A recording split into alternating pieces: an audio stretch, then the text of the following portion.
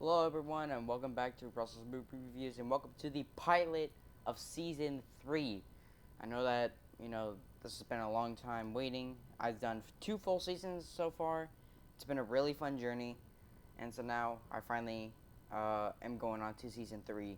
And as you guys could tell by the title and the thumbnail, I'm going to be reviewing a film that is near and dear to my heart and is one of my personal favorite childhood films. You guys may remember in season 2, I believe, I reviewed Hook, released in 1991, and I said that that was one of my favorite childhood movies. So this is another one, and again, like I said, you guys can tell by the title of the thumbnail. Today we will be reviewing Thomas and the Magic Railroad, released in 2000. Um, so I just want to quickly give off my little backstory here of my relationship to Thomas and the Magic Railroad. Um, I started watching this film around the age of 3 or 4, which, obviously for something like Thomas and the Tank Engine was the perfect demographic to watch a feature film based off of the show. And me being a 3 or 4 year old kid watching this movie, I freaking loved it. Because it's Thomas and the It's like it's a Thomas movie. It's everything that I wanted, or that every kid wanted from a Thomas movie. Um, but obviously over the years, I've kind of distanced myself away from this movie, and recently, I watched it again. I think about a month ago, and I don't care what anyone else says. Actually, you know what? I will I will discuss my opinions at the end of this video. But I was like, if there's a if I can get the best high quality version of this movie, I will get it. Because before, all I had was this 2000 DVD, which this is the actual original version that I have. You can see the little markings on the front. It's not so clear, but you could definitely tell, like, right around here.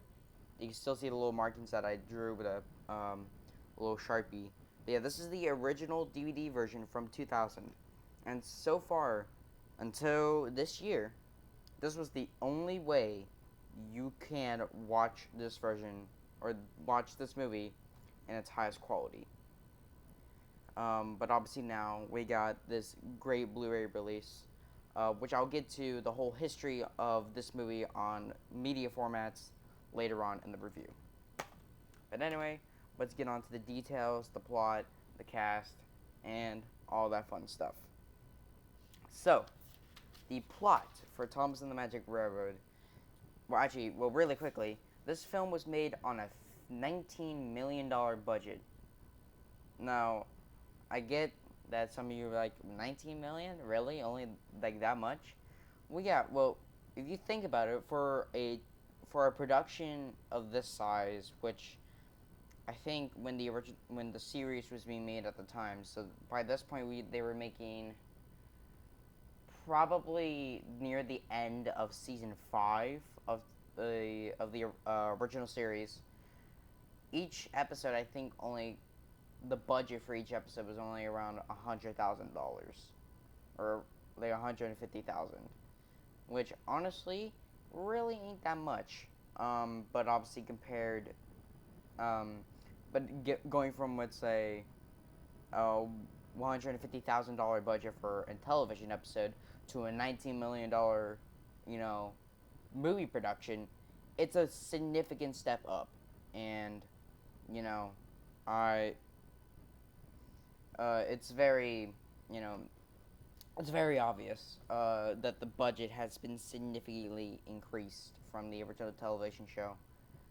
Um, and unfortunately, on whichever way you view this movie only made just under 16 million at the domestic box office, and worldwide it only just cracked over the $19 million, you know, like gross. So like worldwide it just barely made over its budget back.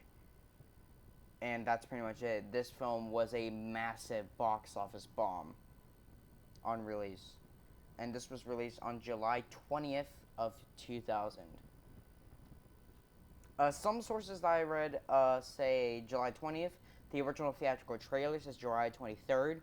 So, near sometime in July of 2000.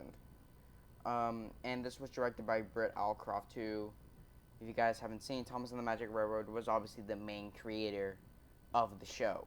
Like, for seasons, for the first season, whenever it was initially picked up for a television series, Britt Allcroft was the person behind it. And she directed this film, and I believe it's actually the only film that she's directed in her career. And if I'm mistaken, please let me know down. Please let me know down in the comments below. But now, let's get on to the plot.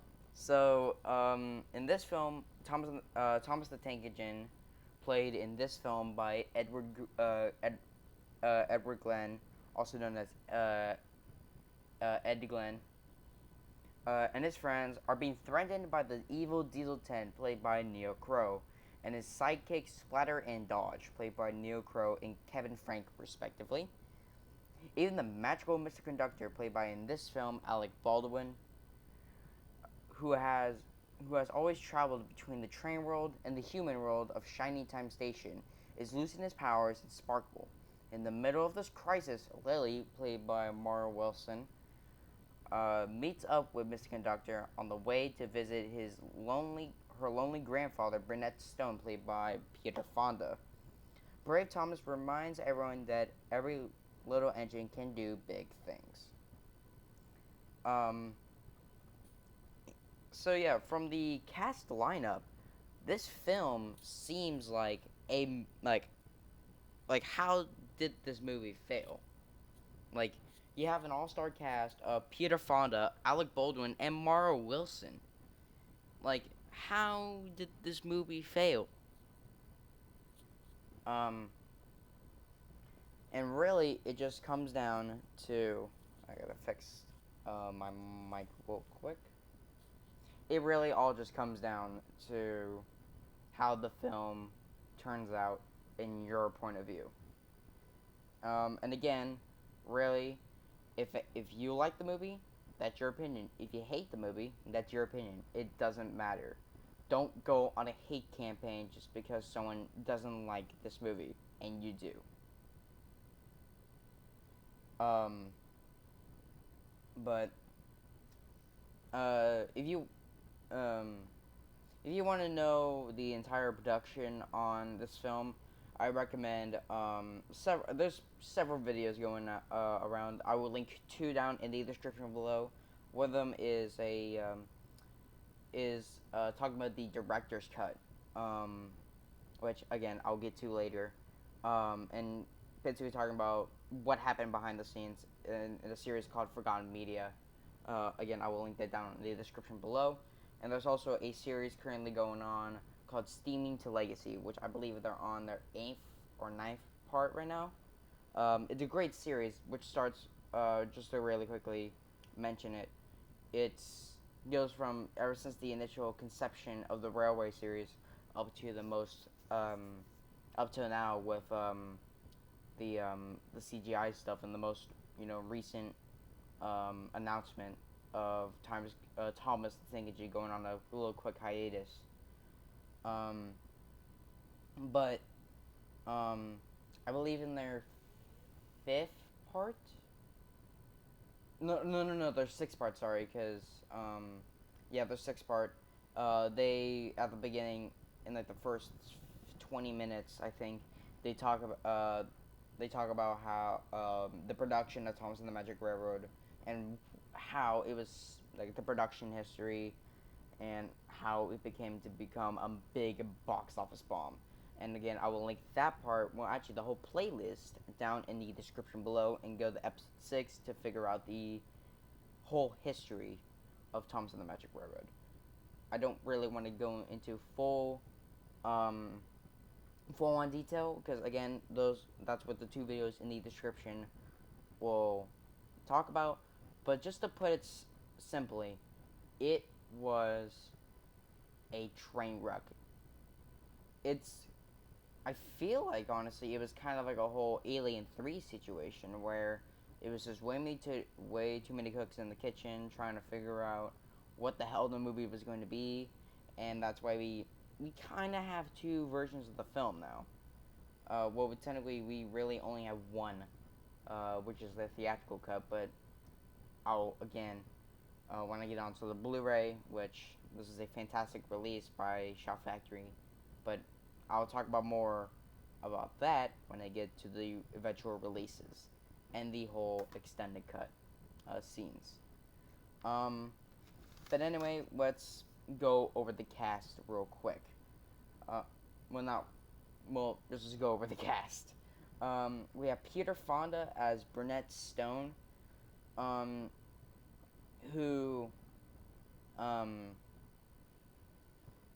um, it's explained a lot more in the deleted scenes that were released, but in the original script it's explained that Burnett was he was fascinated with trains, and he had went to I believe he had went to the island of Sodor multiple times, and um, he found a lady, and he brought his best friend Tasha over,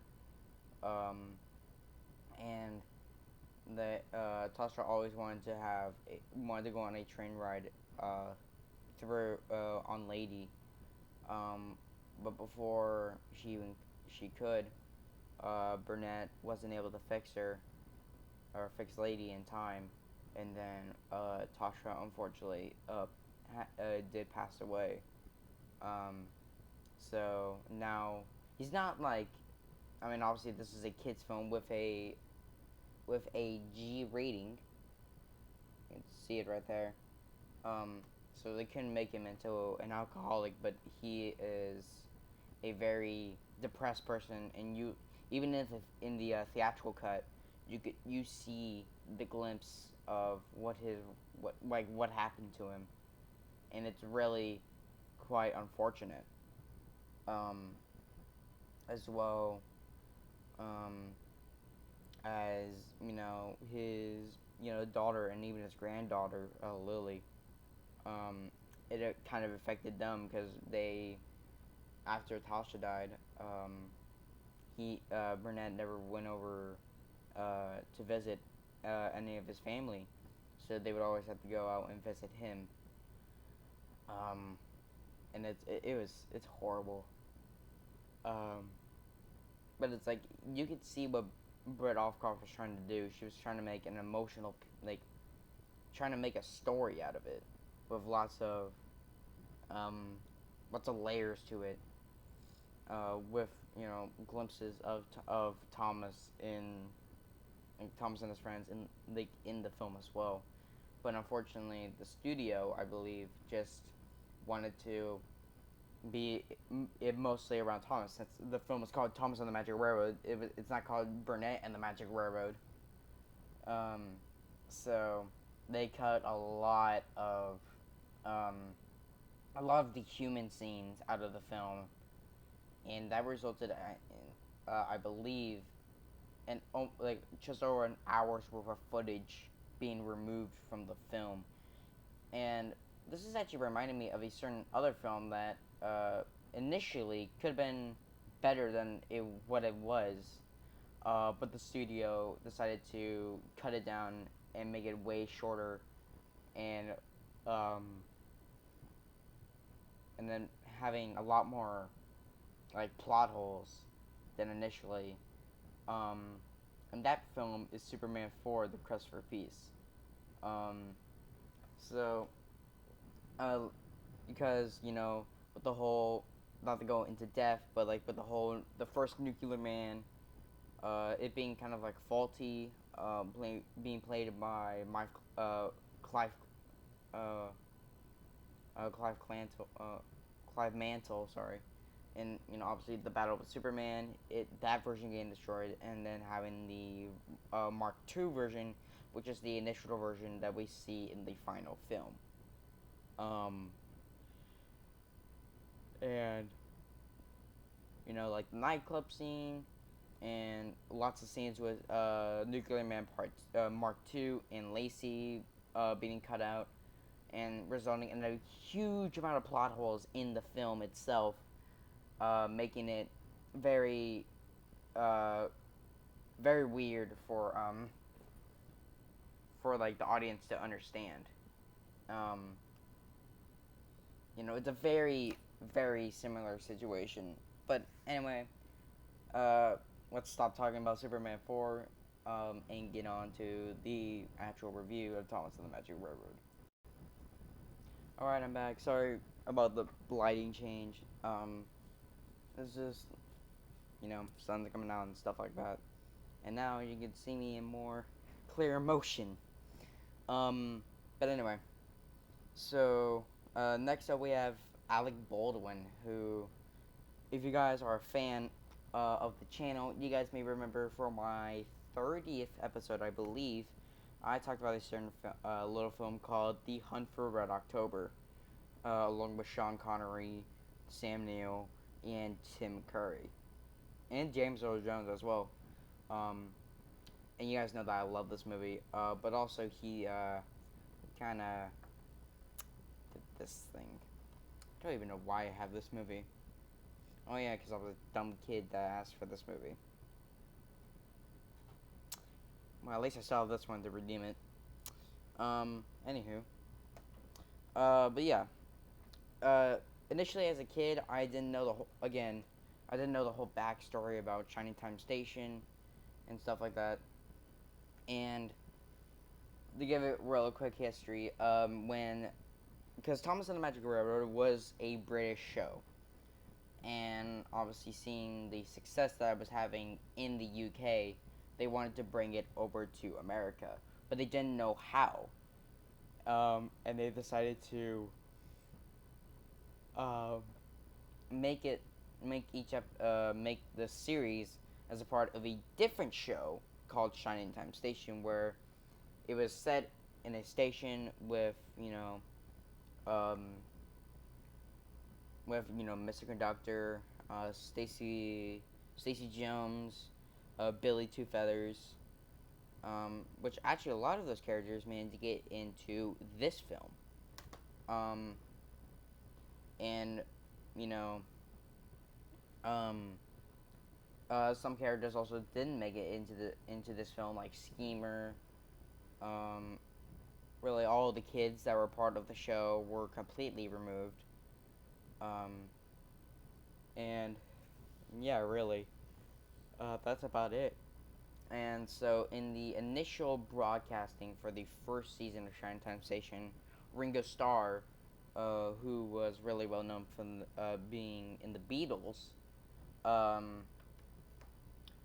he was the narrator, or he was Mr. Conductor, who would also narrate the episodes of Thomas the Tank Engine. Because he had narrated seasons 1 and 2 over in the UK. And so he did the whole first season, which I believe was for Thomas episodes, and also as Mr. Conductor, I believe,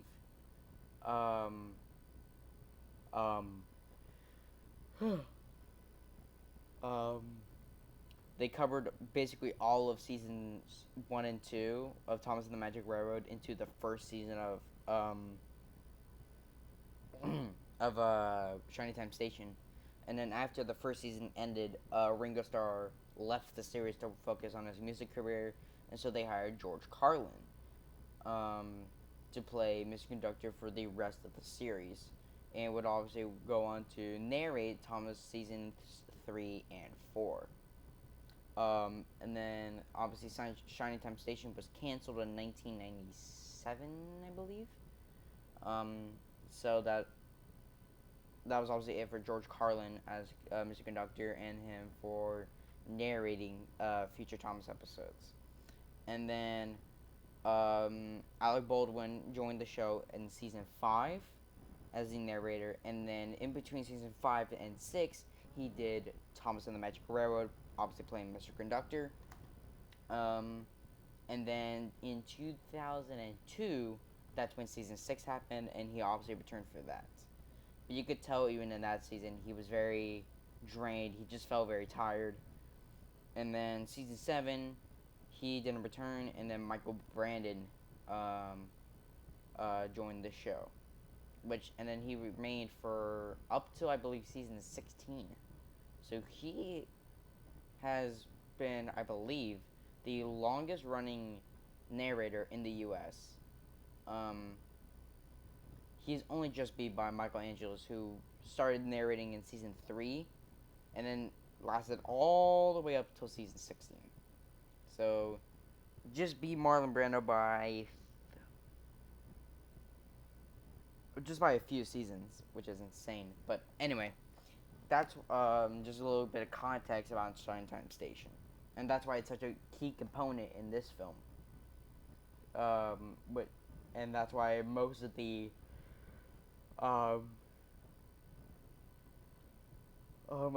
actor, like all the actors in the film, are American. Um, and obviously because Shining Time Station, that's a thing, and several other things as well in the film. You know, and when this film came out in the UK, they just saw it as like, oh, they're just trying to, get the American audience. They're just targeting the American audience and not the main target, like not for us, who created the show. And she's like, well, no, I'm just trying to make a compelling story with themes, with things that most people know about Thomas the Tank Engine. Um, um, we have Mara Wilson as Lily Stone.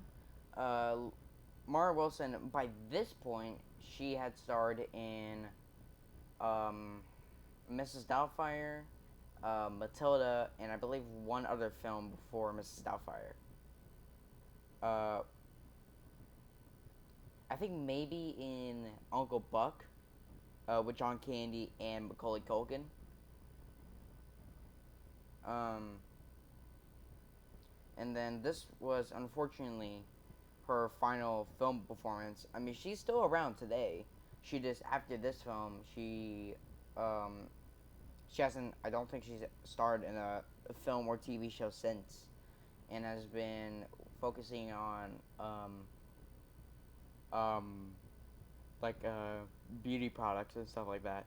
Um, and she hasn't totally forgotten about this film. In fact, on this Blu-ray edition, there's actually an interview with her called "Finding Your Sparkle," um, which I've watched, and it's a very insightful interview with her. And you could tell that like she had a fun experience on there. It's just that obviously some films have trouble productions, but overall she thought that the experience was fun. Um, we have Didi Khan as Stacy Jones, who, like I said earlier, appeared on the TV show Shining Time Station, and it was actually the same actress from the original show playing Stacy. So I love that little um, hint of continuity for any of you Shining Time Station fans. That kind of connects these two together. Um, and she does a great job with the performance.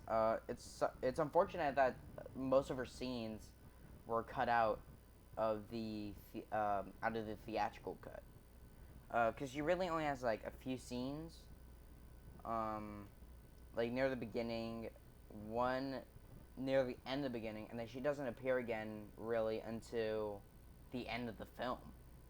Um, and like I said earlier, most of um, the majority of the human, like the real world. I don't know why that was so hard for me to say. Most of the scenes in like the real world were cut out, and mostly were just set on the island of Silver, which is really weird. I have no idea why they decided to go with that. Um, we have Cody McMahon's as Patch. He did a good job with the material that he was given as Patch. Kind of like with Stacy and the rest of human characters that were like in the real world, most of his scenes were cut out. But he does have a much stronger performance than um, than Stacy.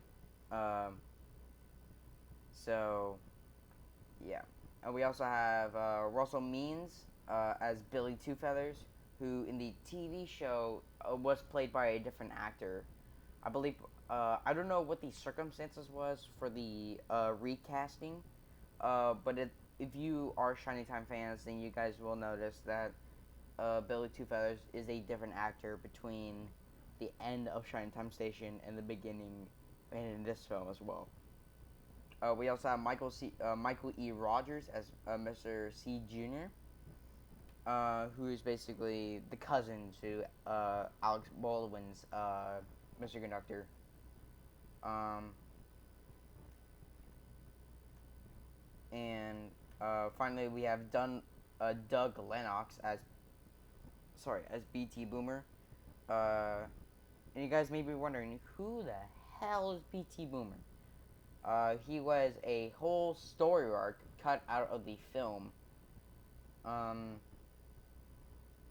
And like all of his scenes were cut out, except for one shot, which I'll get to later on. Um, Sorry about the yawning. It's probably gonna happen most of the time. Um, for voice talents, we have Edward Green as Thomas, as I mentioned earlier. We have Neo Crone. Well, actually, really quickly, Edward does a fantastic performance as Thomas in this film. He really does pull off the great performance. He really does pull off the mannerisms of Thomas, which is who's a very cheeky train who likes to sometimes pull pranks, but when the situation calls for it, he will try and do his best to stand up. And yeah, really, that's about it for Edward Glean. Anyway, next up we have Neil Crone as Gordon, Diesel 10, and Splatter. And really, I'll just mention this now. Everyone who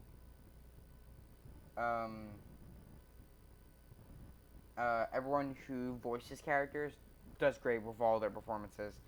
Some of them I like more than others. I'll get to that later. But most of the time, that everyone does great. But yeah, Neil Crone did Gordon, he did Splatter, and he did obviously the main villain of the picture, Diesel 10. He made Diesel 10 scary. I mean, obviously now like you're gonna look at it and like I'm not scared of that, but just imagine it in the eyes of a 3-4-year-old. Diesel 10 is going to be terrifying, and that's why I commemorate Neil Crow for, because he did a fantastic performance trying to like bringing out the scariness in Diesel 10, which overall, if it wasn't for Neil Crow, just seems like a generic Thomas villain, just like Diesel, or any of the really other Diesels besides like Mavis and like Boko and Mavis. And we have Kevin Frank as Henry, Dodge, and Birdie. Henry, this is not so much Kevin Frank himself. He does a great job with the performance as Henry, but there's an inconsistency with Henry himself. I don't know why Britt Allcroft just decided to move over this part, but for some reason they decided to make Henry kind of.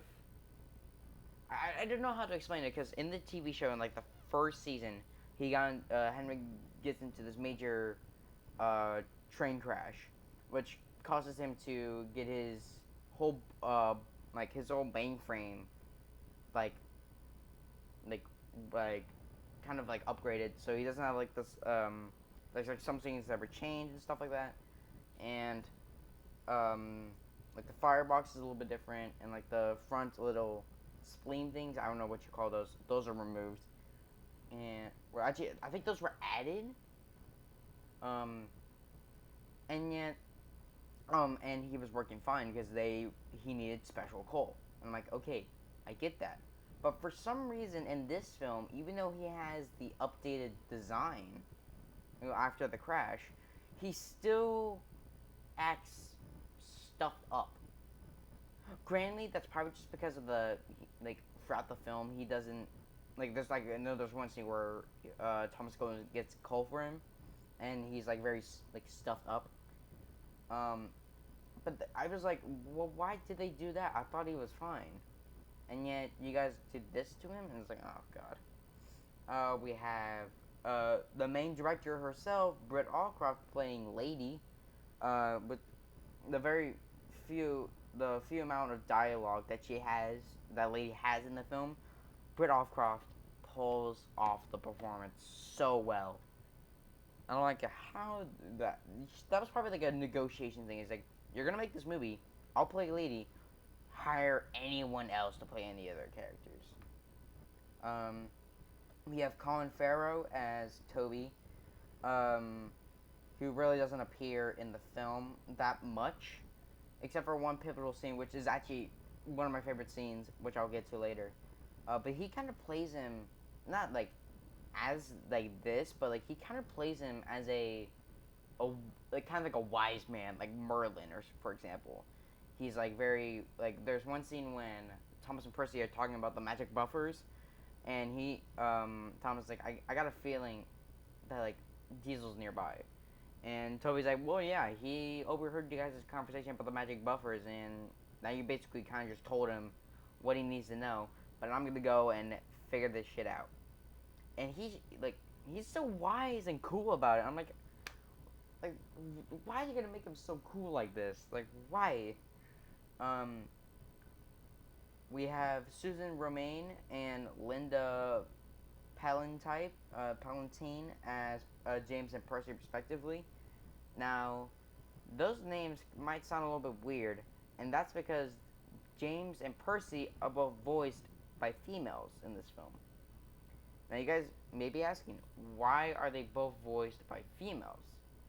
I honestly have no idea why, but I know that the original idea for Percy and James was that they were going to be voiced by Michael Angelis, who at the time narrated seasons 3 and 4. Obviously was in narrating season 5, and was about to narrate season 6 at this point. So he was like the ideal choice, and he didn't get the part, and so they just put these two in, and it's clearly obvious that they're played by females, especially James. Like, I don't know why, but for some reason she has this like, James has this like female, like tone to her, and I'm just like, oh, why is James sounding like a female? It's weird. It's oh god. Um. Um. Talking about other real characters that had one actor initially for the role, and then was changed later on. Thomas was supposed to be played by I forgot the name. Um. Oh, I'm blanking right now. Actually, I have my phone on me. I can really look that up. Okay, so I just got the name, and apparently it was John Bellis, who was originally supposed to play Thomas, but he apparently I think they did a whole rough cut with his voice, and the producers was like, nope, he needs to be changed. So they unfortunately had to change him to Ed Glean, who didn't do a bad job, but if you look up on, I think, if you look up the original voice actor, or the original person that was supposed to voice Thomas, um, there's an interview out there from like I think 2001, um, and he mentions the fact that like he was really like like it was a massive blow to him because he wanted to, you know, he hoped that this would extend his career, as like a as a you know, as an actor, but obviously he didn't get the role, and it hit him hard. Um, we There was also some other actors like there was a different voice to there was a different actor for Diesel 10, and he got replaced by Neil Crow, and then he originally, I think he tried to do a some kind of like, I think like some like Scottish accent, and then the producers was like, nope, that's way too scary for the kids. You gotta tone it down a bit, and then he changed it to the final voice that we have in the final film. Um, and like I said earlier, James and Percy was supposed to be voiced by Michael Angelis, but he got replaced, and we had the two actresses that played them in the film. Um, I think Kevin Frank also voiced Harold, and Neil Crow also voiced the tumbleweed that appears later on into the film. And finally, we have Shelley Elizabeth Skin Eyes. Sorry if I butchered that last name. Who played both Andy and Clarabelle. Who I believe they only have like one line of dialogue in the whole film. And it's like, all right.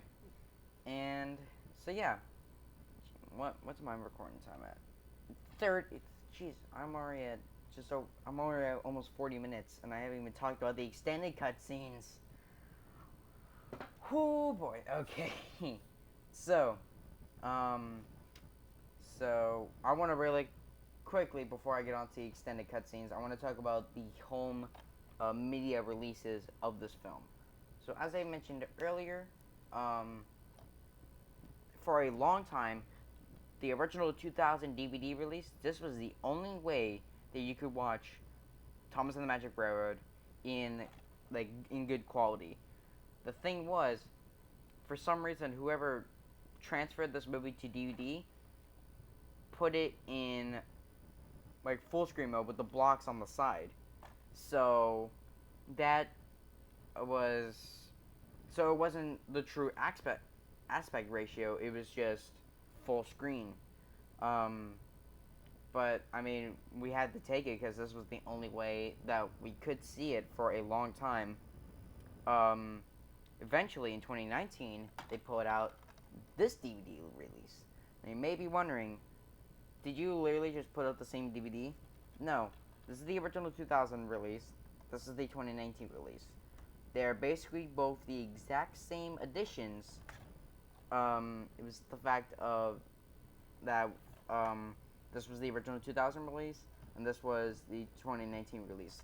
They basically just because I believe this DVD was actually out of print, and then they put out a reissue in 2019, which just kind of sparked the idea that something was happening to the film, because they were like, everyone's like, well, why would they just put out a reissue of the film if something wasn't going on? But just to really go over this, both the DVDs are the exact same. Like, this is the original. This is the original 2000 release, and then this is the 2019 release. So I'll just show off this one as the DVD. So that's the front, the spine, and the back. You can tell. It says for special features, it has a digitally mastered audio and video. Audio, you could choose a 5.1 Dolby Digital mix, Dolby Surround Sound mix, and a 2-channel mix. You can have an additional language of Spanish and subtitles of both English and Spanish. There's only one deleted scene, and that is Sunday Surprise. There's a DVD-ROM direct web link. There's the theatrical trailer, um, talent files, interactive menus, and scene selection. So really, most of the most of what's on this DVD is really just ways to enhance your viewing. The only special features are the deleted scene, the theatrical trailers, the talent files, and that's it. So really, this was a box standard DVD release. And then, so like I said earlier, the release of this 2019 reissue kind of sparked the idea that maybe there's something else going on. Maybe they're gonna release a higher definition, a better version of the DVD. Then, soon enough, we get an announcement that Shout Factory is putting out a Blu-ray release for the film in commemoration of the 20th anniversary. And so that was like, okay, there was something going on. And so the Blu-ray came out. It was a Blu-ray and DVD combo pack, and this is the Blu-ray. There's the front cover. You could tell that says the 20th anniversary edition and Blu-ray and DVD. So there's the front. This is spine. This was put under their Shout Kids label. And there is the back. In terms of special features, there's actual special features on here. We have Returning to Shining Time, Your Ticket to Thomas and the Magic Railroad, a 2-part documentary with writer, director, and producer Britt Allcroft. We have a interview with Alec Baldwin called Hello, Mr. Conductor. We have another interview, but this time it's with Mara Wilson, and it's called Finding Your Sparkle. And we have another interview but this one is with Dee Dee Khan, and this one is There's Something About This Place. And then we have The Sounds of Sodor, which is an interview with the composer Humming Man. And then finally we have a behind the scenes reel, which was actually leaked online years before. So this is like a mass, like, if you haven't seen the footage, then here you go. And this is the biggest part of why, if you're a fan of this movie, you should own this Blu-ray. And that is the deleted storylines section, which is basically most of the footage that they found that was from the original cut of this film. Granted, it's not in the best of quality. It's like an SD quality, so it's not the best. But hey, I'll take it. At least it's something. And obviously we have, this is the first time that this film is being released on Blu-ray. So this is it comes in 1080p in widescreen and in the correct aspect ratio. Instead of just the full screen with the black bars on the side, you get it in its actual 5:1:8 aspect ratio. We have it also comes with an English DCS HD Master Audio 5.1 and stereo. The DVD is anamorphic. I haven't checked out the DVD, the theatrical version, and seen if it's just the same old version as the old DVD. But from what I see, it's also the actual correct aspect ratio, along with a Dolby Digital 5.1 and stereo mix. There's English subtitles, and that's really about it. And yeah, so this is a fantastic Blu-ray release. If you're a fan of this movie, get it. I highly recommend it. But now it's time to get on to that deleted storyline special feature, which, like I said, is all of these special features, or all of these scenes that were deleted out of the final version of the film. And it comes down to, I think, just over an hour's worth of footage. And as you guys can tell on my page of notes, this is the first side, this is the back side. This literally takes, like, all of the deleted scenes that I'm written down almost takes up this whole front and back. It's insane. Um, but anyway, I'm gonna go through these in quick succession. But if you guys just want to check it out for yourselves, I will leave a link to this Blu-ray in the description below. I believe it has a wide sale, so you guys can go and check it out for yourselves, and check out the deleted storyline section. But we're gonna go through all of these scenes in order, from when the movie starts to when the end of the movie. So let's get started. So we have, instead of Mr. Conductor being the narrator for the story, like in the theatrical cut, in the original version we have a older Lily telling this story through a picture book with her two kids. Obviously, this is older Lily, so this isn't played by Mara Wilson. And in the deleted storyline section, in the actual special feature, it's narrated by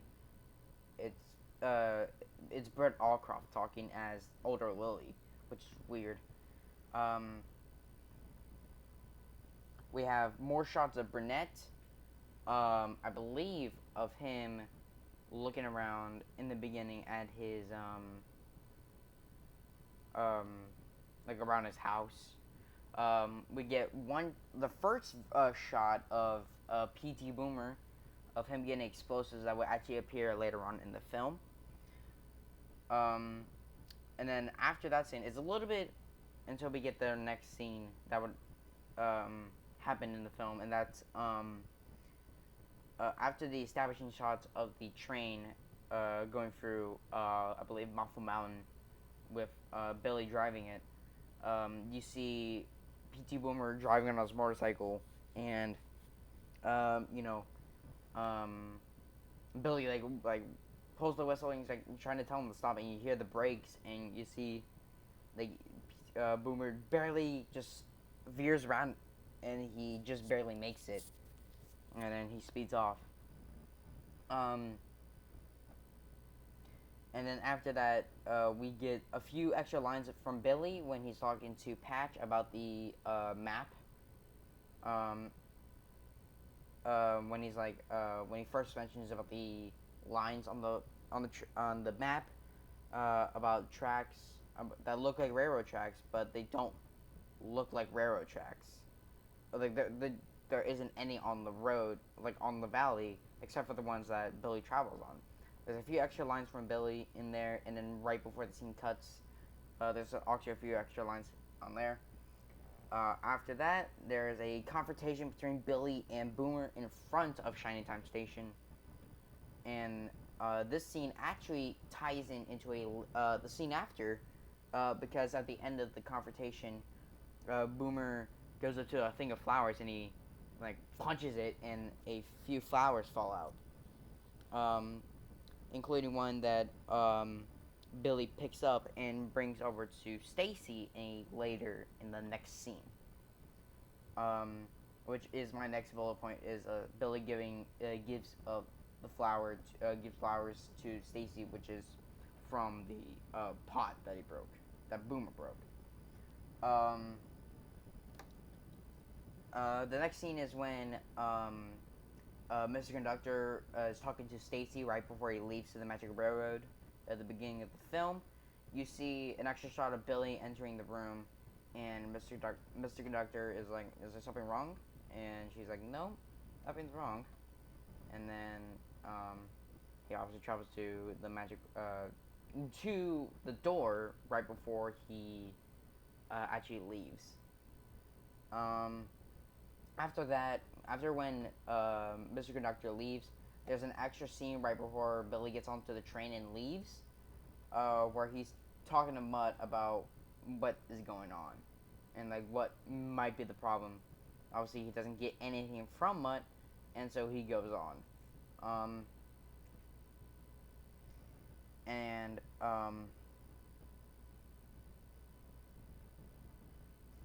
Next up we have Boomer finding out where Burnett lives in a newspaper. He doesn't find his exact address, but he figures out that Burnett Stone is living in Muffle Mountain. Um, and then we have an extra scene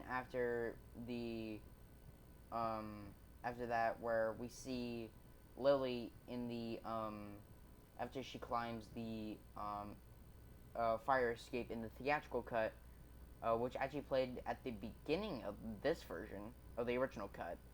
Um, we see another shot of her on the fire escape making the bracelet, and her trying to talk to, well, not trying to, because obviously Burnett isn't there, but talking to Burnett about, some of the things that happen.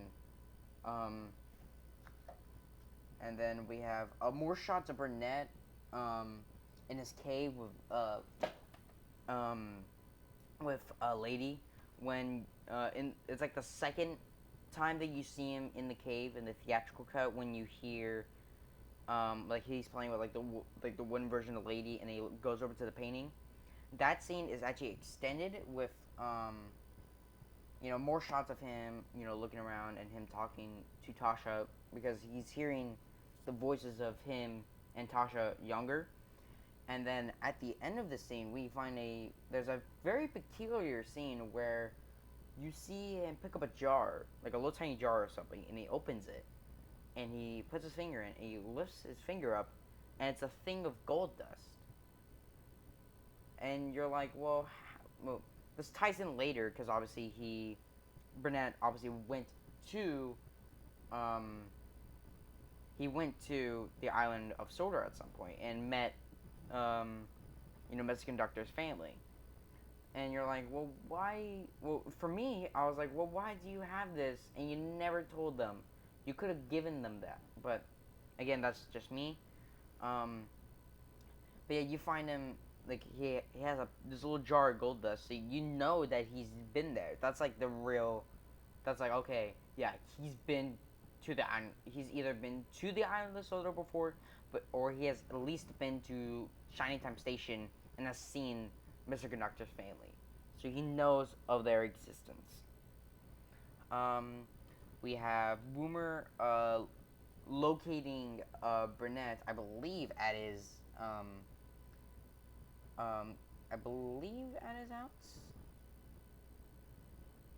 No. This is when Lily is about to arrive with Stacy at the intersection. There's Boomer and Burnett start talking there, and he that the shot of the biker riding away is actually in the theatrical cut, but they dubbed that guy, they dubbed Boomer over with a different guy so that it wasn't actually PT Boomer. We and then we have more shots of Boomer riding on his motorcycle around Muffle Mountain.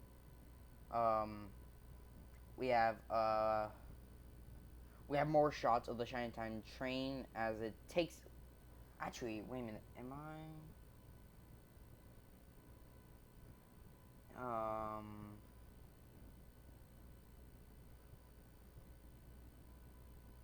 I'm trying to actually figure.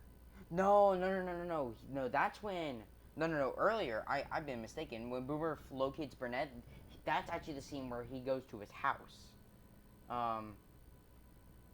And so yeah. Sorry about that. Anyway, so yeah, when the first encounter between Boomer and Burnett is actually at Burnett's house. So I was completely mistaken. I thought that scene actually happened later on in the film. But anyway, we have more shots of the Shining Time train going around with Lily inside, and also more shots of her in the train. We have Lily talking to her to the Bluebird, that kind of plush thing, on the train. There's another scene there's a scene of Patch watching Boomer digging up a hole to put the explosives, like with a shovel, and he's like, whoa. and then he he also warns Billy. He tells Billy about what he saw. So I thought that was my hair for a second. Um, and then after that there's a few more scenes, and then uh, we also have Burnett talking on the phone with Stacy about um, Lily not being on the Muffin Mountain train, and that the only other train that goes around the area is to Shinetime Station, and that Lily might be there. Um, and we see Lily on the train, sees Patch after Patch sees Boomer, digging up the hole for the dynamite. Lily sees Patch riding on his horse back. Oh, no. Okay, no. When Patch tells Billy about Boomer, that's later on. After this, after when Lily sees Patch on the train. Well, Patch riding is his horse, but Lily's on the train. Um, Lily again talking to Bluebird about um, um, with this time she's talking about she knows about Boomer, but she doesn't really know anything else about him. And then after that scene, that's when Patch tells Billy about him seeing Boomer, and then there's more shots when Lily arrives at Chinatown Station of her walking around this actual station before she sits down, and then the theatrical cut kind of resumes. And I gotta flip over to the other side. We have Lacey. Lacey. I don't know where. I think I was trying to say Stacy. We have Stacy talking to Lily about talking about Shining Time. When Stacy finds Lily in the station itself. There's alternate dialogue from Lacey when they're in the car, which for some reason in this scene Stacy is actually dubbed by Britt Allcroft and not Dee Dee Khan, which is a little perplexing. Um, and then we have Boomer and Burnett talking about Lady. That's the scene where they're at that little crossroad thing. And then that's the one shot that you actually see a PD Boomer like in person in the theatrical cut. We have Lily and Burnett talking about Tasha, I believe, or talking about trains right before they leave to Burnett's house. We get the first actual flashbacks of Burnett and Tasha when, at this point, I believe they're teenagers. By this point, we have Stacy and Billy talking about the photo that Lily gave to Stacy. We get another scene of Boomer digging the hole into the mountain, but this time he's using like a portable, like a little tiny, like excavator. And then we get a scene of Mutt arriving at Burnett's house, barking at the door, and running around the back. And then Burnett comes out. And he's like, "Did you hear a dog barking at the door?" And Lily's like, "Yeah, but he's gone now." And then they start talking, and then Lily literally yells at Burnett and runs away. And I'm like, "Whoa, there's like really dark there's like really like dark themes in this movie. Like Jesus." We also have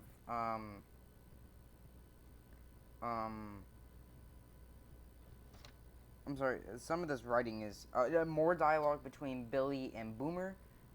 When after Patch and Lily arrive at Chinatown Station after the horse ride, no, that's the scene where when they arrive, that's when Boomer grabs the explosives, or has the explosives, and puts it on his motorcycle, and Billy starts having a conversation with him, and then they start arguing, and then a Boomer rides off. We have one quick line between Patch and Lily about Patch going to the store to get some things, and then that's right before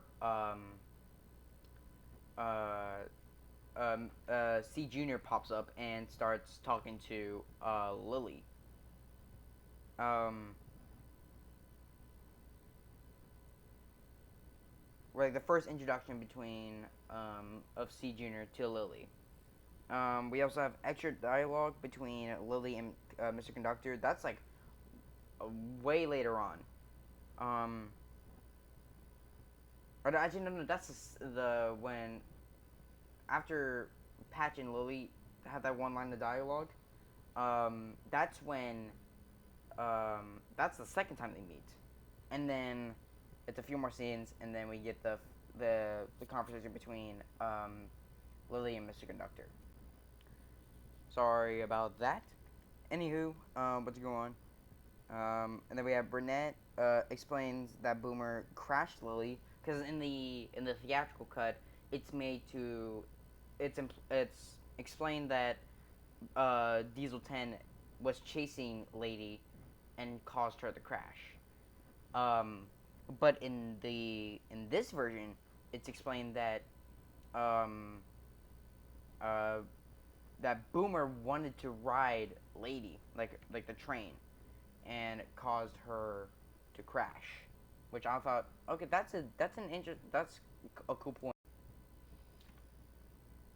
Anyway, next up we have um, yeah, and then after that is a short while. Um, no, because after sometime in between here, that's when we have um, after Burnett tells like Patch like we're gonna find her. When there's some extra lines of dialogue after that um between Patch and Burnett, and then after after they have Burnett and Patch talk, um then Boomer approaches Patch and attempts to bribe him to tell him where Lady is, and Patch is like, no, screw you, I'm not gonna do it, and he runs away, and I'm like, yes, Patch, you're not greedy, that's good. Um, and then after that, we have Boomer sets off the explosives after Thomas and Lily appear or are transferred into the real world after they go through the magic buffers. PT Boomer sets off the explosives, which causes Thomas um, to fall down the cliff. Because in the theatrical cut, it kind of just seems like the rocks that he was staying on were just unstable. Whereas in this one, it's like, okay, he fell cause he started rolling down the cliff because the explosives shook like the rocks and made him start falling. So that makes sense. Um, then we have extra lines when they're trying to fix Lady. We have more. We have I think one more flashback shot of Tasha, and then the chase is extended with obviously with not really just shots of PT Boomer, like here and there, like at the beginning, and then one kind of like in the mid, like some shots in the middle, and then obviously at the end when Diesel and PT Boomer fall off the side, and then um, um, and then finally and then nothing else is changed except for the ending because obviously older Lily started out the story and she ends the story, and you do see her at the in the ending when they find the gold dust. When there's like the overhead shot of the town, and you see like the little family and like the corner, and um, that was supposed to be older Lily, her boyfriend, and their kids. So I was like, oh, that's that's that's actually kind of cool that it was originally like that. So nice, nice touch there. Um, um,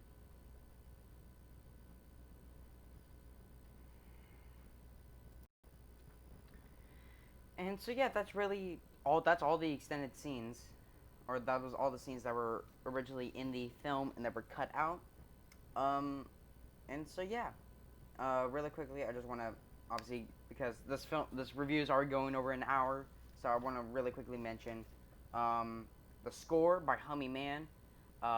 Fantastic, one of the best scores from the 2000s I've ever heard, and I really want to get the soundtrack, and I really wish there was just a soundtrack of just all the music from Hummy Man. Um, I know there's a soundtrack out there, but that has like pop music into it. But I don't know if that CD has all of Hummy Man's score in the film, like that was used in the film, and I really hope it does. So there's that, and then my fun fact is that there was actually going to be a sequel. There was a sequel planned for the film, but when the film eventually turned out to be a box office bomb, uh, the idea of a sequel was scrapped. Um, and yeah, so really, my final thoughts on this film, I don't care what anyone else says. I fucking love this movie. It's a it's a childhood classic, and I don't care what anyone says. I'm still gonna love this movie. I understand the problems with it and the plot holes, but I still love this movie, and I'm gonna give this film a 7 out of 10. It is a really good movie. I do recommend anyone who's a Thomas fan and and anyone who's a fan of trains in general to watch this. Next week there will be a total of 4 reviews coming out. Next week on Tuesday, stay tuned for next week on Tuesday, where I will be reviewing Tron, released in 1982.